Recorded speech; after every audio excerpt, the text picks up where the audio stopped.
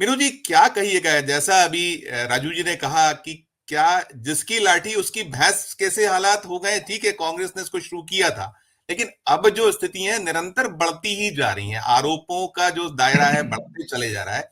तो अब ऐसा हो गया है कि जहां जिसकी लाठी है उसकी भैंस है, ऐसे हालात है, ये माना जाए। मीनू जी, आपका माइक अनम्यूट, माइक अनम्यूट। देखिए, सरकारें जो है सत्ता का दुरुपयोग हमेशा से करती आई हैं, उसमें कोई भी सरकार हो, इसमें ये नहीं कहा जा सकता। लेकिन जो बीजेपी की सरकार में जो हो रहा है, इसमें जो इंटरनेट से जो आंकड़े हैं, उसमें ये ईडी के उपयोग को ही ले लीजिए आप। 2014 तक 112 केस बताए हैं उसमें, ईडी के थे। और उसके बाद से आज जो 2012 के बाद से और आज के बता रहे हैं कि 5,000 5,500 से ऊपर केस है। तो ऐसे अचानक इतने सारे आर्थिक अपराधी पैदा हो गए क्या इस देश में, जो 2014 तक नहीं थे?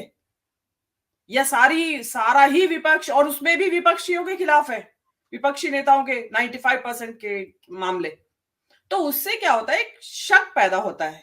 जो भी कोई अवेयरनेस जिसके अंदर है नागरिक के, वो इस बात को शक पैदा करती है कि भाई ये बीजेपी के नेताओं के खिलाफ क्यों नहीं होता, विपक्ष के नेताओं के खिलाफ क्यों हो रहा है। और इसको देखिए, मैं चलिए, आप भ्रष्टाचार के खिलाफ मुहिम छेड़ रखी है आपने, विपक्ष के ही भ्रष्टाचार के खिलाफ आपने मुहिम छेड़ रखी है। लेकिन ये जब ही क्यों होता है जब चुनाव आ रहे होते हैं, किसी भी स्टेट असेंबली के, या जनरल इलेक्शन होते हैं, या कोई पंचायत के इलेक्शन हो, लोकल सेल्फ गवर्नमेंट के इलेक्शन हो, जब ही ये चीजें होती हैं। और इतना प्रेडिक्टेबल हो गया है संजीव जी ये बात, कि लोग मजाक करने लगे हैं कि भाई चुप रहे, ईडी आ जाएगी तेरे घर। मतलब आम आदमी को भी आपस में मजाक करने लगे, इतना हल्का बना दिया है ईडी को। और जो मैं आपको बता दूं कि ईडी को हमारे टाइम में, मतलब हम लोग, मुझे अच्छी तरह याद है, ईडी का नाम तो कभी सुनने में आता ही नहीं था। कभी कोई फॉरेन एक्सचेंज के वायलेशन वगैरह में या कुछ ऐसा हुआ करता था तो आता था, और ये माना जाता था कि भाई बहुत बड़ा अपराध किया होगा जो एनफोर्समेंट डायरेक्टरेट एक्शन में आई है। लेकिन आज तो मतलब at the drop of hat ये आ जाती है ईडी, और प्रिडिक्टेबल है। और आप देख लीजिए अब अरविंद केजरीवाल जी का। अब मैं ये मानती हूँ, जैसे मैं ये कहना चाहती हूँ कि इसमें आप, जैसे मजाक बन रहा है अरविंद केजरीवाल का कि भागे फिर रहे हैं, भागे फिर रहे हैं। मैं ये कहती हूँ कि शायद उनकी बात में दम है। जो उन्होंने लॉजिक ये दिया कि भाई मैं सस्पेक्ट हूं या एक्यूज हूं, किस हैसियत से आप मुझे बुला रहे हैं। तो प्रोबेबली कानून की जो बारीक जानकारियां हैं, कई बार क्या होता है कि इतनी हवा बह जाती है कि लोग सोचने की अपना विवेक ही खो देते हैं। अभी मैं एक वायर पे इंटरव्यू देख रही थी, उसमें कपिल सिब्बल जो है सतपाल मलिक का इंटरव्यू ले रहे हैं। और उन्होंने, कपिल सिब्बल ने कहा कि आप जिस तरीके से जम्मू एंड कश्मीर की असेंबली डिसॉल्व की, वो आपका अधिकार में ही नहीं थी, आप कर ही नहीं सकते थे इस तरीके से। ना तो नो कॉन्फिडेंस मोशन हुआ था और ना रिकमेंडेशन हुई थी आपको। आपने तो बोले कि मुझे तो पता ही नहीं था इस बात का, गवर्नर साहब कह रहे हैं। तो कई बार क्या होता है कि किसी को भी ज्ञान नहीं होता उसका, और डर के पहुंच जाते हैं। मुझे तो ऐसा लग रहा है कि शायद अरविंद केजरीवाल ने एक इस चीज को सामने लाया है, और प्रोबेबली जो पहले लोग जाते रहे कि कॉल आई और लोग भाग गए, तुरंत चले गए, भाई ईडी से कॉल आई है, आज सुबह ही पहुंच जाते हैं, शाम को ही पहुंच जाते हैं। मुझे ऐसा लगता है, जिसको कह रहे हैं कि डॉज कर रहे हैं अरविंद केजरीवाल, मुझे ऐसा लगता है कि कानून में जरूर कोई लूप होल है जिसका कि इस्तेमाल अरविंद केजरीवाल अपनी सुरक्षा के लिए कर रहे हैं, और करना भी चाहिए। देखिए, कोई नहीं चाहेगा कि अननेसेसरी वो वहां जाके अपना टाइम जाया करें, क्योंकि छोड़ेंगे नहीं जल्दी से। और क्योंकि कानून को ये लोग किसी भी तरह से ट्विस्ट देने में माहिर हैं। और फिर उसके बाद माहौल ऐसा बना दिया गया है कि लोगों को लगेगा कि हाँ, बड़ा अच्छा हुआ, अरेस्ट हो गया। तो वो अब जैसे यही हो रहा है कि कपिल सिब्बल उसमें बोल रहे हैं कि आप डिसॉल्व ही नहीं कर सकते थे, और उसके बाद आपने 356 लगा दी। तो सतपाल मलिक साहब कह रहे हैं 356 क्या होती है, उनको पता ही नहीं था। तो आप ये मत समझिए कि सेंट्रल गवर्नमेंट ने बुलावा भेजा है किसी को ईडी का, उसमें कोई भी मंत्री हो। मैं ये नहीं कह रही हूँ कि सब मामलों में ऐसा है, प्रोबेबली अरविंद केजरीवाल के मामले में कोई ना कोई है उसमें लूप होल जिसका उपयोग अरविंद केजरीवाल कर रहे हैं। और बेबस है गवर्नमेंट भी, सेंट्रल गवर्नमेंट भी। अभी 3 तारीख निकल चुकी है। तो ऐसा, अब इसमें देखिए, ये जो चलता रहेगा, जो आपने बंगाल का भी कहा। अब ऐसा है कि आप देखिए, सरकारी कर्मचारी को काम करने से रोकना अपराध की श्रेणी में आता है, ठीक है। लेकिन आपने जिस तरीके का आप दुरुपयोग कर रहे हैं, और आपने इतना डरा दिया है लोगों को कि अब लोगों ने डरना छोड़ दिया।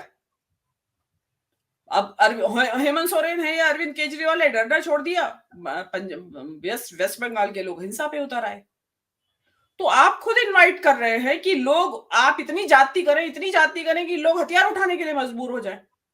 तो ये आपके लिए एक रेड सिग्नल है, स्पीड ब्रेकर है कि आप बाज आइए और सोच समझ के इस्तेमाल कीजिए। ठीक है, आप करिए भ्रष्टाचार के ऊपर कार्रवाई, और करनी चाहिए सरकार को, लेकिन उसमें सेलेक्टिव नहीं होना चाहिए कि आप विपक्ष के ऊपर करें और पक्ष के लोगों को छोड़ दें, वहां आपको पता ही ना हो कि क्या हो रहा है। उस पर आंख नहीं मूंद सकते आप। वॉशिंग मशीन की जो आप सत्तारूढ़ दल को उपमा दी जाती है वो गलत नहीं है। तो और एक यही संस्था नहीं है, ये कहने की जरूरत नहीं है कि सभी संवैधानिक संस्थाओं का भारी दुरुपयोग ये सत्ता प्रतिष्ठान इस वक्त कर रहा है, जो कि इस देश के लोकतंत्र के लिए और इस देश के संविधान के को खतरे में डालता है। और जो वेस्ट बंगाल की जो घटना हुई है, देखिए अगर इसी तरीके से बेजा दुरुपयोग जारी रहा तो ये घटनाएं बढ़ सकती हैं संजीव जी। तो सरकार के लिए ये अच्छी बात नहीं होगी। आपका इकबाल खत्म होता है, मजाक भी तो बन रहा है ना अभी।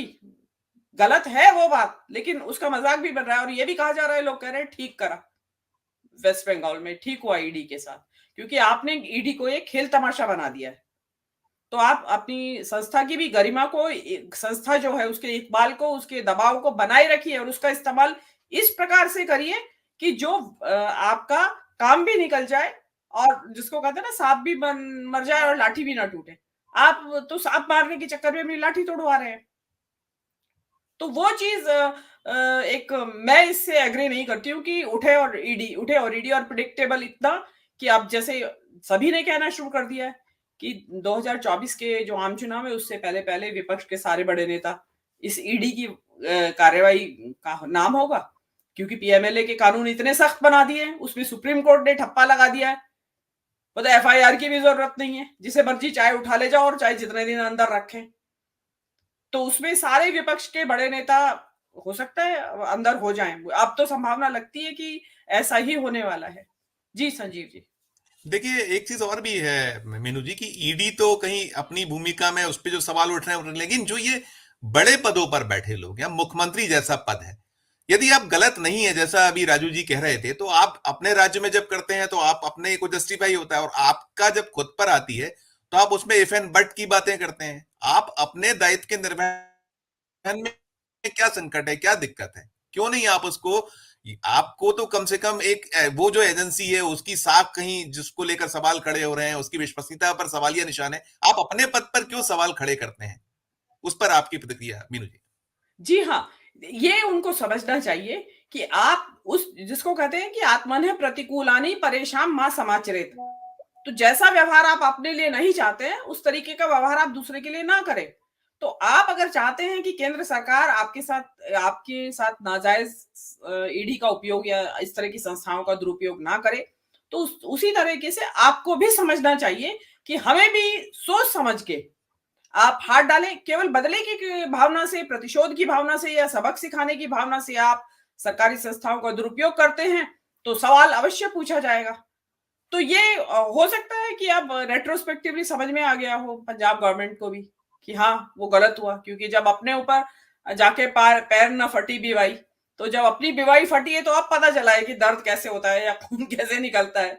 तो वो उनको भी समझना चाहिए, ये सभी राज्य सरकारों को समझना चाहिए, एक को नहीं सबको समझना चाहिए, वो चाहे विपक्ष शासित सरकारें हो या केंद्र शासित सरकारें हो। एटलीस्ट जो केंद्र सरकार कर रही है उसको अपने यहाँ ना दोहराएं। जी क्या कहेंगे मीनू जी, अब की बार 400 पार के लिए सब कुछ? हाँ, कुछ भी किया जाएगा। देखिए ये इनके प्रकार साम दाम दंड भेद जो भी कुछ युक्तियां होंगी वो हर तरीके का इस्तेमाल किया जाएगा। और आप देख ही रहे हैं पेगासस भी है इसमें, बुलडोजर भी है, अभी तो वो भी जिक्र करना बाकी है। दो ये इसी पे क्यों अटके हैं आप ईडी पे? इस सरकार के पास बहुत सारे ब्रह्मास्त्र हैं जो एक एक करके जिसके ऊपर जो सूट करेगा, जिस नेता के ऊपर, उसके ऊपर वो लगाया जाएगा। भाई सारे नेताओं पे तो ईडी नहीं लगाई जा सकती ना, तो उसके ऊपर पेगासस लगा देंगे, बुलडोजर लगा देंगे।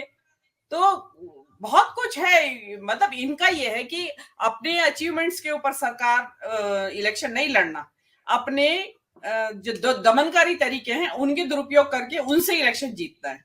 अपनी उपलब्धियों पे इलेक्शन नहीं जीतना है, क्योंकि उपलब्धियां हैं नहीं गिनाने के लिए। 80 करोड़ की जनता सरकारी अनाज पे निर्भर है, महंगाई आसमान छू रही है, बेरोजगारी 40 साल में सबसे ऊपर है, तो कौन सी उपलब्धि गिनाए मोदी जी? तो अच्छे दिन का वादा तो कहाँ है? अच्छे दिन, बुरे दिन आए हुए हैं लोगों के, सबके आए हुए हैं, राजनीतिक दलों के नेताओं के, सबके आए हुए हैं।